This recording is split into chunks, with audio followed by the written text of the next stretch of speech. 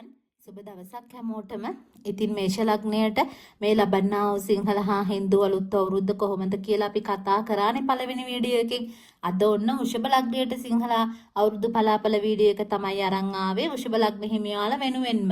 එහෙනම් අද වීඩියෝ එකත් එක්ක අවසාන වෙනකන් රැඳිලා ඉන්න කියලා ආරාධනා කරමින් හැමෝටම අපි යමු අද වීඩියෝ එකට. ඉතින් මේ ලබන්නා වූ සිංහල හා හින්දු අලුත් අවුරුද්ද වෘෂභ ලග්න හිමියාලට කොහොමද කියලා කතා කරද්දී ඔයාලගේ ලග්න පැත්තෙන් බැලුවොත් ප්‍රධාන ග්‍රහමාරු වීම වශයෙන් ගුරු ග්‍රහය 2026 මයි මාසයේ ඔයාලගේ 3 වෙනි කොටුවට. ඒ කියන්නේ කටක රාශියට පැමිණීම සිදු වෙනවා. දැනට ගුරු ග්‍රහය තැන්පත් වෙලා ඉන්නේ දෙවැන්නේ මිථුන රාශියේ. ඒ වගේම ශනි ග්‍රහය 11 වෙනි වන මීන රාශියේ තමයි මේ වසර පුරාවටම ගමන් කරමින් ඉන්නේ. ඒත් එක්කම රාහු කේතු ග්‍රහයන් ගැන කතා කරද්දී රාහු ග්‍රහය 10 වෙනි වන කුම්භ රාශියේ කේතු ග්‍රහය 4 වෙනි වෙන සිංහ රාශියත් ගමන් කරන අවස්ථාවේ තමයි මේ අලුත් අවුරුදු උදාව සටහන් වෙන්නේ. ඉතින් වෘෂභ ලග්න හිමි ඔයාලටත් මේ හැම දෙයක්ම සලකලා කතා කළොත් සුභ අසුභ මිශ්‍ර ඵල සහිතව ගත වෙන වසරක් බව මම මුලින්ම සඳහන් කරන්න කැමතියි. වෘෂභ ලග්න හිමි ඔයාලගේ ආර්ථික තත්ත්වය ගැන අපි මුලින්ම විමසලා බැලුවොත් ඔය ඉඩකඩම් දේපල මිලදී ගැනීම ඊළඟට දේපල විකිණීම ඉඩකඩම් විකිණීම වගේ කටයුතු වගේම රසායනික ද්‍රව්‍ය වෙළඳාම වගේ කටයුතු වලට හොඳ ආදායම් තත්ත්වයක් ලබා ගන්න පුළුවන් මේ බවක් පෙන්වෙන්න තියෙනවා මේ වසර ඇතුළත. ඉතින් තමන්ගේ මහන්සියේ තරමට මිල මුදල් හම්බ කර ගැනීමට පුළුවන් වෙන වසරක් මේ වසර ඔයාලට. ඒ වගේම මේ ලබා ගන්න ධනය යහපත්ව ධාර්මිකව උපයා ගන්න තරමට වඩාත් හොඳ ප්‍රතිඵල ඔබට ලබා ගන්න පුළුවන් බව මම කියන්න කැමතියි.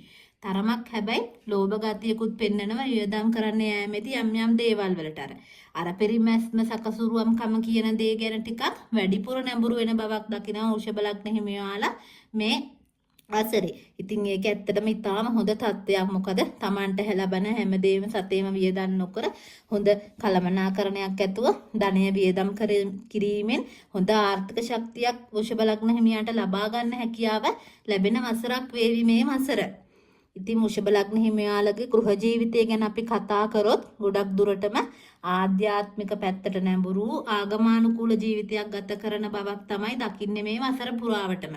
ඒත් හැබැයි තමන්ගේ සහෝදරයන් මිතුරන් සමගුණත් යම් දේවල් සම්බන්ධයෙන් අමනාපකම් ඇති වෙන්න පුළුවන් මේ අවුරුද්දේ. විවාහ වුණු වෘෂභ ලග්න කෙනෙක් නම් ඔන්න ඔයා තමන්ගේ දුවා දරුවන්ගෙන් වෙන් වෙලා ජීවත් වෙන්න සිද්ධ වෙන බවක් දකින්න පුළුවන් අපිට. කරදර ටිකක් ජීවිතේට වැඩි කාලයක් වෙනවා මේ කාලේ. තමන්ගේ පියාට ටිකක් තදබල අපලගෙන දෙන කාලයක් වෙනවා වෘෂභ ලග්න හිමියාලගේ මේ වසර. ඒ වගේම තමන්ට තියෙන දෙයක් උනත් නැති වෙලා යන ගොඩක් දුරටම හැකියාව වැඩි මේ කාලය තුල. ওই සොර සතුරුන්ගෙන් උනත් තමන්ට අයිති දේවල් ප්‍රවේශම් කරගන්න ඕනේ වෘෂභ ලග්න හිමියාලා. ඒ වගේම ස්ථානීය වෙනස්කම් වලට ගොඩක් ඉඩ ඇති වසරක් මේ වසර වෘෂභ ලග්න හිමියාලට. තමන්ගේ හිතේ තියෙන සැනසීම කියන දේ අඩුවෙන් ලැබෙන වසරක් ඔබට. දෙයකට තියෙන උනන්දු උත්සාහය කියන දේ උනත් අඩු වෙන්න පුළුවන්. එපා වෙලා ඔහේ ඉන්න වගේ හැඟීමක් හිතට එන්න හැකියාව ගොඩක් වැඩි මේ වසර තුල. ඒ වගේම යම් අදෘශ්‍යමාන බලවේග ඔය භූත දෝෂ වගේ තත්වයන් වලට ලක් වෙන්න ඉඩ වැඩි. ඔබ අර මේ කේතු 4 වෙන්න තුල ගමන් කිරීම නිසා මේ වසරේ ඒ නිසා ටිකක් සැලකිල්ලක් දක්වන්න මේ කාලේ ඔබ අර හිතු මනාපෙට තැන් වලින් කෑමුණත් කන්න යන්න එපා ගෙදරකින්. එම කෑම කනවා නම් එහෙම ගොඩක් ඒ වගේ දේවල් ගැන පරිස්සම් වෙන්න ඕන. ඒ වගේ ප්‍රවේශම් සහගතව වැඩ කරන්න.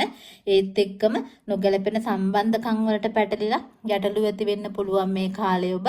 ඒ නිසා ඒ පිළිබඳවත් හොඳ සැලකිල්ලක් දක්වනා නම් හොඳයි කියන්න පුළුවන් මේ වසර ඔබට.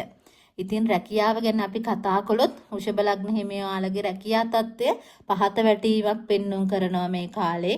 පහත් මට්ටමේ සේවකයන් එක්ක Tamanට වැඩ කරන්න සිද්ධ වෙන්න පුළුවන්. රැකියාව නිසා Tamanගේ හිතට කරදර ප්‍රශ්න ඇති වෙලා කලකිරීම ඇති වෙන්න ඇති හැකියාව වැඩි. බොහෝ දුරටම රැකියාව අත්හැරීම වගේ රැකියාවල වෙනස්කම් සිදු වෙන්න පුළුවන් ගොඩක්. රැකියාව නිසා නිතරම Tamanට මෙහෙ ඇවිදින්න සිද්ධ වෙන්න පුළුවන්. එක තැනක ඉඳන් ජොබ් එක කරන්න බැරි වෙන්න පුළුවන් තැන් වල ඇවිදින්න වෙනවා ජොබ් එකත් එක්ක. ගොඩක් දුරට අර ස්ථාන මාරු කියන දේවල් රැකියා ජීවිතය තුළ ඔබට ලැබෙන වසරක් බව මම මතක් කරන්න කැමතියි. ඒත් එක්කම ඉතින් අපි ඊළඟට වෘෂභ ලග්න හිමියාලගේ අධ්‍යාපනය ගැන කතා කරොත් චිත්‍ර කලාව, සංගීතය, නාට්‍ය වගේ ওই සෞන්දර්ය විෂයන් හදාරන වෘෂභ ලග්න හිමි දුවා දරුවන්ට හොඳ සාර්ථක වසරක් බව කියන්න කැමතියි මේ වසර. නව විෂයන් ඉගෙනීමට උනත් හොඳ හැකියාවක් ලබා ගන්න පුළුවන් බව මම දුවා දරුවන්ට කියන්න කැමතියි. ඉතින් ඔයාලා මේ වගේ විෂයන් සම්බන්ධ ඉගෙන ගන්න දරුවෙක් නම් ඉතින් ඇත්තට මේව ගැන ඔයාලට හොඳ හැකියාවක් ලැබේ මේ වසරේ. ඒව ගැන තව තියෙන උනන්දුව වැඩි කරගන්න කියලා තමයි කියන්න තියෙන්නේ. ඉතින් අපි සෞඛ්‍ය පැත්ත ගැන අවධානය යොමු කළොත් වෘෂභ ලග්න හිමියාලටත් ඔයාලගේ දත් සම්බන්ධව සම්බන්ධ රෝග පීඩාවන් බහුලව ඇතිවේ මේ වසර තුල. ඒ වගේම ඔය සෙම් රෝග තත්ත්වයන්, කැස්ස, ඇදුම, ඊළඟ උණ වගේ රෝගාබාධ උනත් නිතර ඔබව පීඩාවට පත් කරන්න ඉඩකඩ වැඩි. ඒ නිසා අර ගන්න ආහාර පාන ගැන උනත් සැලකිල්ලක් දක්වන්න වෘෂභ ලග්න හිමියාලා. ওই සීතල කෑම උනත් ලබා ගන්න එපා. සෙම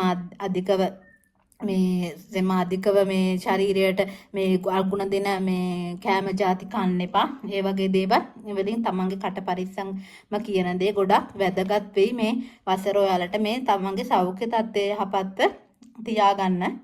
ඉතින් මේව තමයි වෘෂභ ලග්න හිමියාලට මේ ලබන්නා වූ සිංහල හා හින්දු අලුත් අවුරුද්දේ පලාපල විදියට කතා කරන්න පුළුවන් වෙන්නේ. ඉතින් ඔබටත් මේ තියෙන සුබ තත්ත්වයන් මග හරවාගෙන සුබ තත්ත්වයන් වැඩි කර ගැනීමට නම් ආගමික කටයුතු වලට නැඹුරු වෙලා තමන්ගේ ආධ්‍යාත්මික ගුණ වගා කර ගැනීම තමයි කරන්න සුදුසුම පිළියම වන්නේ. ඒ වගේම වෘෂභ ලග්න හිමියාලා මොන හරි රාෂ්ටක තත්ත්වයක් ගත කරනවා නම් තමන්ගේ ජ්‍යොතිර්වේදියාලව කේන්දර පරීක්ෂාවක් සිදු කරගෙන ඒවටවත් පිළිවෙත් සිදු කර ගැනීම තුලින් මේ තත්ත්වයට සහනයක් ලබා ගන්න පුළුවන් බව මම මතක් කරනවා.